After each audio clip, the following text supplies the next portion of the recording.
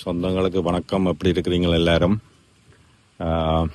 என்ன மரம் உண்ட காட்டுறேன்னு சொல்லி யோசிப்பீங்க. இதுதான் சந்தன மரம். ரீச் ஆக்கில் சந்தன மரமா? நாங்கள் இப்போ ஒரு 2 வருஷத்துக்கு முதல் 2 இல்லை 3 வருஷத்துக்கு முதல் ஒரு 1000 சந்தன மரம் நட்டு நான் ரீச் ஆக்கில். அதாவது வடப்பகுதியில் சந்தன மரம் வருதோன்னு சொல்லி பார்க்கறதுக்காக கொஞ்சம் கண்டுகள் இதாக போயிட்டேன்னு சொன்னால் சந்தனத்துக்கு வந்து துணைக்கண்டு வைக்கணும். துணைக்கண்டுன்னு சொல்லி சொன்னால் அதோட வேறு வேறு மாதுளை அந்த மாதிரி துணைக்கண்டுகள் வைக்கணும். மற்றது ஆக வெயில் கூடி போய் எல்லாம் கருகி போயிட்டுது.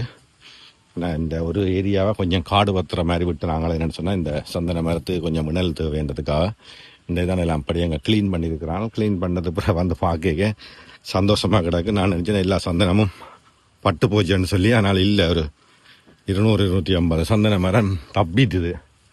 அது ஒரு பெரிய சந்தனத்தை பார்த்தது பெரிய சந்தோஷமாக இருக்குது. அதை உடனே உங்களோட பகிர்ந்து கொள்ளலாமான்னு சொல்லி வெட்டியும் கிடக்கு. வாசம் கொஞ்சம் வருது.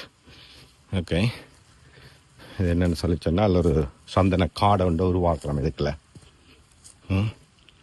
இந்த சமாதி எதுக்கு காட்டலாம் வந்து. ஸோ இதுக்குள்ள நிறைய மரங்கள் கொஞ்சம் குழுகுழுப்பாக கிளுகிழுப்பாக நிற்கணும். பார்க்க சந்தோஷமாக இருக்குது. அதை டப்பண்ண என்னோட டிக்டாக் ஃப்ரெண்ட்ஸோட பகிர்ந்து கொள்ளலாம்னுட்டு ஒரு வீடியோ உண்டு போடுவோம் என்றிட்டு படுத்தன். நீங்களும் அதை பார்த்து ரீச்சாக்கில் சந்தனம் கண்டா அப்படி என்று சொல்லி அதிர்ச்சி அடையாதீங்க.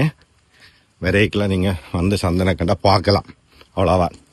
நீங்கள் இதை பார்த்துட்டு தடியை முறைச்சி கொண்டு போகிற இல்லை ஒரு தரம். ஓகே, ஸோ இதெல்லாம் வந்து இன்னொரு சந்தன கண்டு வந்து 18 வருஷத்தில் தான் உங்களுக்கு அதன் பலன் தரும்.